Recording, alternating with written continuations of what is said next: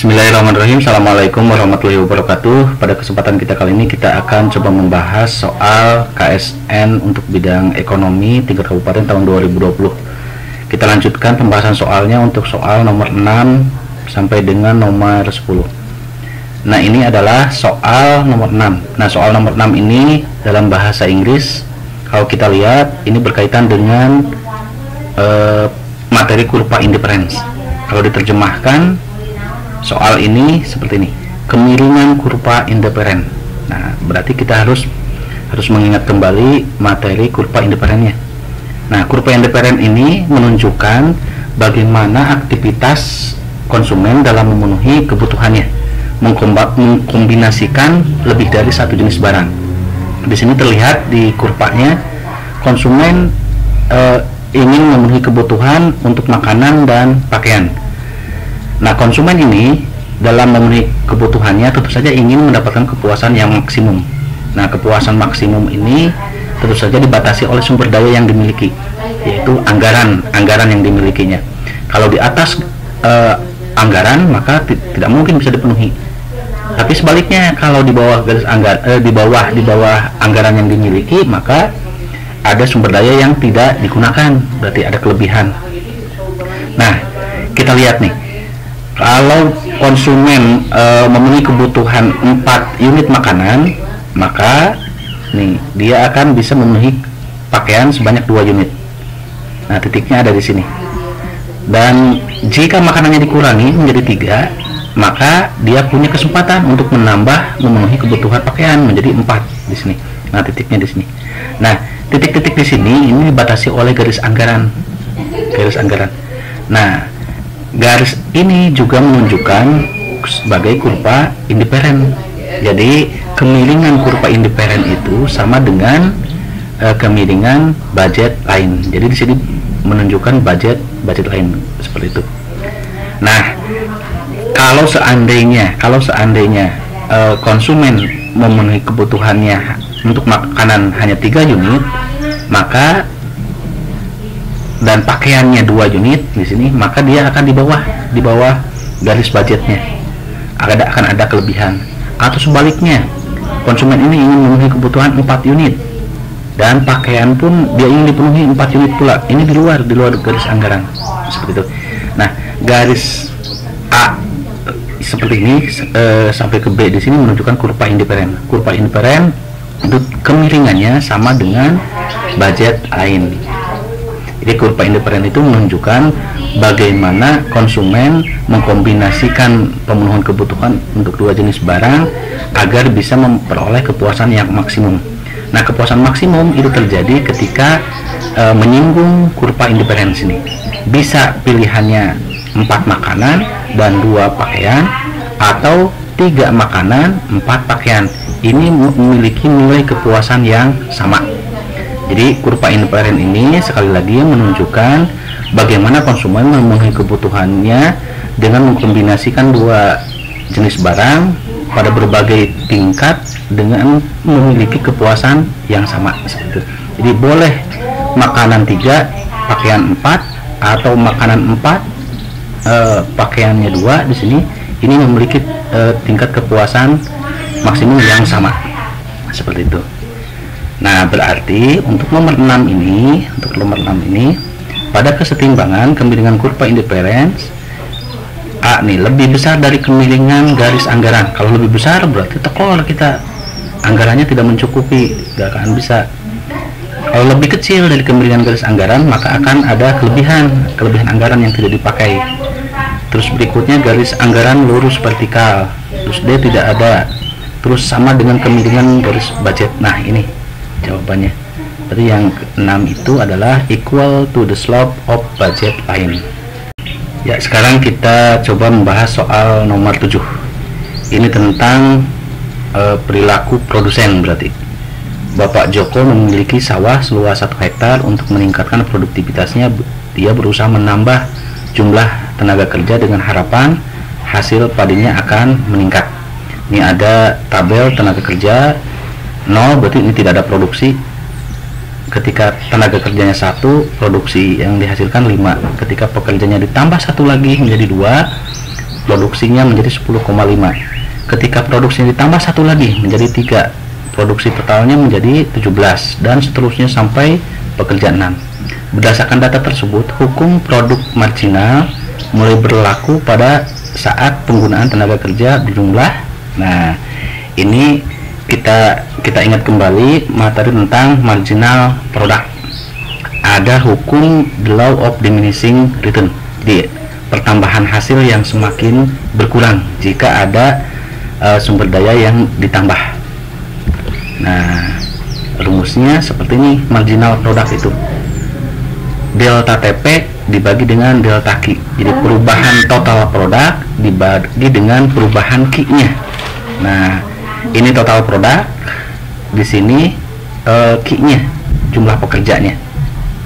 Nah, di sini untuk pertambahan Q atau jumlah pekerja, ini pertambahannya satu terus perubahannya. Dari 0 ke 1 berubah 1, dari 1 ke 2 berubah 1, dari 2 ke 3 berubah 1 lagi. Jadi semuanya berubahnya 1 nih kalau untuk delta Q. Kalau delta TP di sini dari 0 menjadi 5, berarti nambah 5. Dari 5 menjadi 10,5 berarti nambah 5,5. Ada dengan menambah satu pekerja nih, dari 1 menjadi 2 ternyata bertambah 5,5.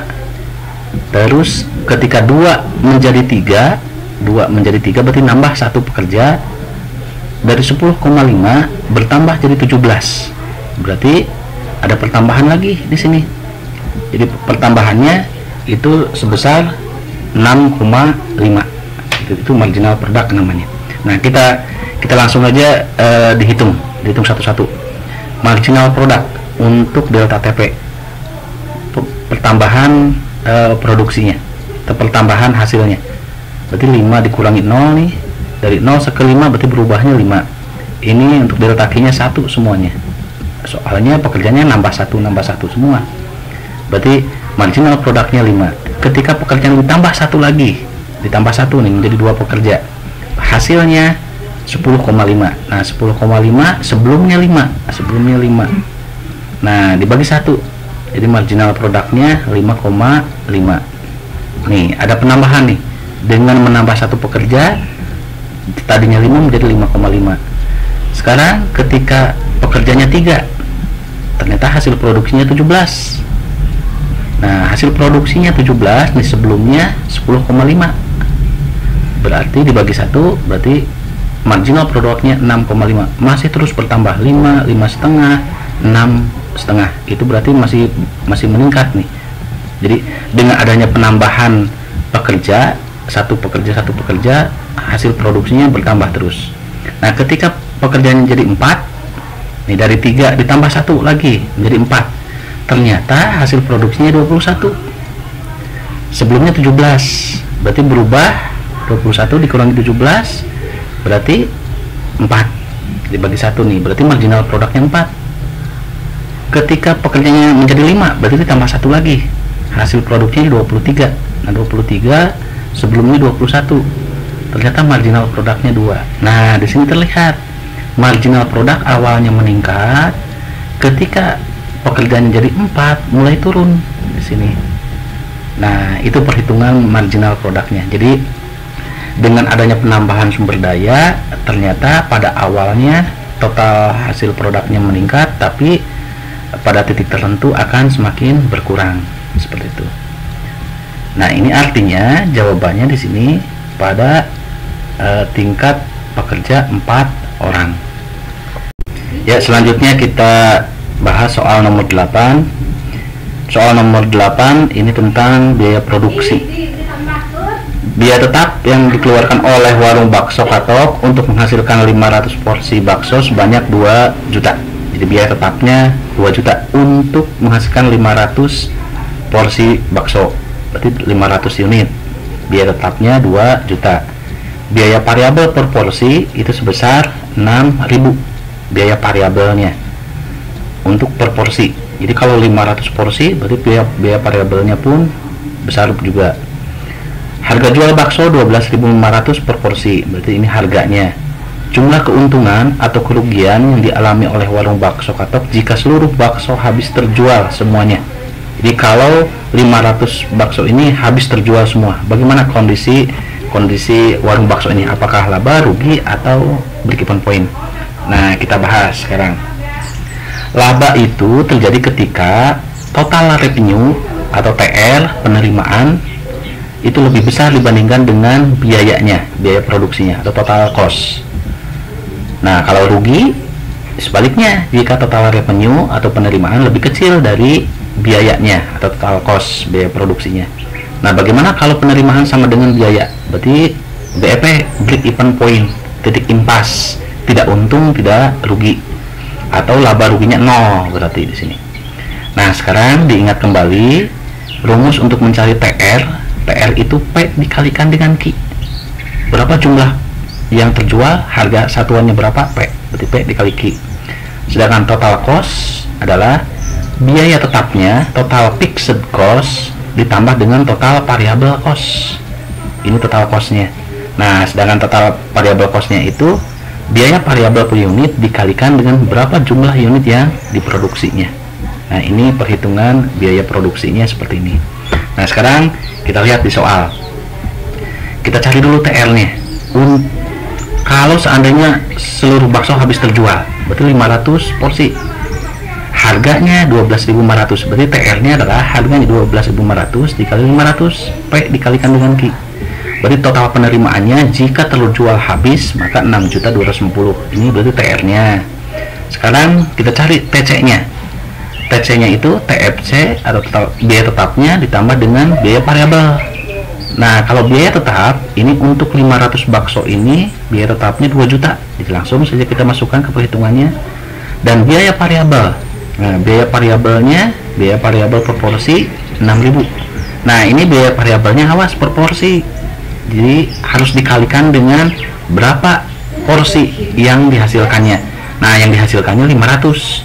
Berarti 6.000 dikali 500. Jadi biaya variabel itu terpengaruh oleh jumlah Q-nya, jumlah yang diproduksinya. Jadi biaya variabel itu harus dikalikan dengan Q. Nah, berarti total cost-nya adalah 2 juta ditambah dengan 3 juta. Berarti total cost-nya 5 juta. Nah, kalau TR-nya sudah diketahui, TC-nya sudah diketahui, bisa dicari berapa laba ruginya. Nah, TR dikurangi dengan TC. Kalau TR-nya lebih besar berarti laba, kalau TR-nya lebih kecil berarti rugi. Nah, dari hasil perhitungan berarti 6.250.000 dikurangi 5 juta berarti laba 1.250.000. Berarti di soal ini berarti jawabannya adalah laba 1.250.000. Ya, sekarang soal nomor 9. Soal nomor 9 ini, Slamet Bekanto adalah seorang pedagang bebek di pasar hewan. Berarti posisi dia sebagai penjual. Ketika dia menghadapi harga 150.000 per ekor, nih bebeknya, dia mampu menjual 100 ekor. Namun ketika harganya berubah jadi 125.000, berarti berubah 25.000 nih, turun 25.000. Ia hanya menjual sebanyak 80 ekor. Dari 100 menjadi 80 ekor, berarti berubah 20 di sini. Jenis koefisien elastisitas penawaran bebek tersebut adalah, ini pilihannya inelastis, inelastis sempurna, elastis uniter, atau elastis. Ya, kita coba bahas sekarang. Dari soal ini berarti ada dua kondisi. Ketika harga 150.000 atau P1, kita kasih simbol P1, jumlah bebek yang dia jual 100, berarti Q1. Ketika harganya berubah jadi 125.000, P2 berarti jumlah bebek yang dia jual, bisa dia jual adalah 80. Kita kasih simbol Q2. Nah, kita lihat di sini harga berubah 25.000, dari 150 menjadi 125, berarti berubah 25.000. Sedangkan Q-nya dari 100 menjadi 80, berarti berubah 20. Nah, perhitungan elastisitas, nih perhitungan elastisitas yang kita pakai adalah E itu simbol elastisitas. Delta Q per delta P atau perubahan Q dibagi dengan perubahan P dikalikan dengan P per Q. Ini. Nah, kita lihat, kita masukkan lagi di sini datanya. Perubahan Q. Perubahan Q itu Q1 ke Q2 itu berubah 20. Perubahan P-nya dari 150 menjadi 125, berarti berubah 25.000. P per Q. Nah, P per Q-nya ambil kondisi yang pertama, 150.000 per 100. Nah, kalau dihitung seperti ini, berarti E-nya 1,25. Artinya berarti E-nya lebih besar dari 1. Kalau E-nya lebih besar dari 1, koefisien elastisitasnya lebih besar dari 1, berarti jenisnya elastisitasnya adalah elastis. Berarti jawaban untuk nomor 9 adalah yang E, seperti itu. Selanjutnya soal nomor 10. Soal nomor 10 ini di dalam bentuk bahasa Inggris. Kalau kita terjemahkan, nah di sini penurunan jumlah permintaan yang disebabkan oleh kenaikan harga, yang itu ditunjukkan oleh ini kurang lebih kalau diterjemahkan seperti itu. Ini berkaitan dengan pergeseran dan pergerakan kurva permintaan. Jadi kurva permintaan itu bisa bergeser di sepanjang kurvanya, di kurva permintaannya, atau kurva permintaannya bergeser. Nah, untuk mengingat kembali materinya, kita coba bahas nih gerakan sepanjang kurva permintaan. Nih, ini kurva permintaan seperti ini. Kurva permintaan itu dipengaruhi oleh hukum permintaan. Jadi kalau harganya naik, maka jumlah barang yang dimintanya akan berkurang. Tapi kalau harganya turun, nih, maka jumlah barang yang dimintanya akan naik. Seperti itu. Kalau seandainya ada perubahan harga, katakanlah dari titik R di sini. Harga naik menjadi 4. Tadinya 3 naik menjadi 4. Maka jumlah permintaannya dari 75 menjadi 50. Berarti akan bergeser ke atas dan ke sebelah kiri di sini titiknya. Ke atas ke sebelah kiri. Tapi sebaliknya kalau harganya turun. Nah, kalau harga turun dari 3 menjadi 2, nih R ke S, maka jumlah yang dimintanya akan bertambah menjadi 100. Berarti akan bergeser ke bawah atau ke sebelah kanan di sini. Tapi titik-titiknya bergeser di sepanjang kurva permintaan. Itu jika ada perubahan harga. Nah, perlu diingat kembali bahwa kurva permintaan itu bisa bergerak di sepanjang titik permintaan, garis permintaan, atau ini disebutnya pergerakan titik di titik-titik di kurva permintaan sepanjang garisnya, atau kurva permintaannya bergeser.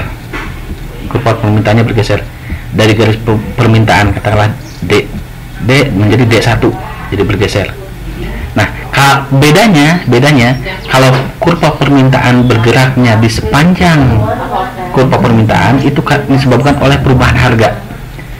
Jadi kalau harga berubah naik atau turun, maka titiknya akan tetap di sepanjang garis fungsi permintaan. Kalau harga naik dari P1 menjadi P misalkan, maka Q-nya akan berkurang menjadi Q dari Q1 menjadi Q di sini. Jadi kalau yang berubahnya harga, maka titik-titiknya akan tetap berada di kurva permintaan. Beda lagi kalau situasinya kurva permintaan bergeser. Nah, kalau bergeser itu disebabkan oleh perubahan jumlah permintaan, perubahan Q. Jadi kalau Q-nya dari Q menjadi Q1, nah Q-nya menjadi Q1, jumlah permintaannya banyak, maka dengan anggapan harganya tetap, maka D-nya akan bergeser ke sini. Nah, itu. Jadi kalau yang penyebabnya berawal dari perubahan permintaan, jumlah yang diminta, maka kurva permintaannya akan bergeser, bisa ke kanan atau ke kiri. Tapi kalau yang berubahnya karena harga, kalau harganya naik atau turun, itu mempengaruhi kuantitas, tapi pergerakan masih ada di titik-titik di garis fungsi permintaan. Jadi sekali lagi, kalau situasinya berubah karena ada perubahan harga, disebabkan oleh perubahan harga, maka kurva permintaan akan bergeraknya di titik-titik kurvanya di sini.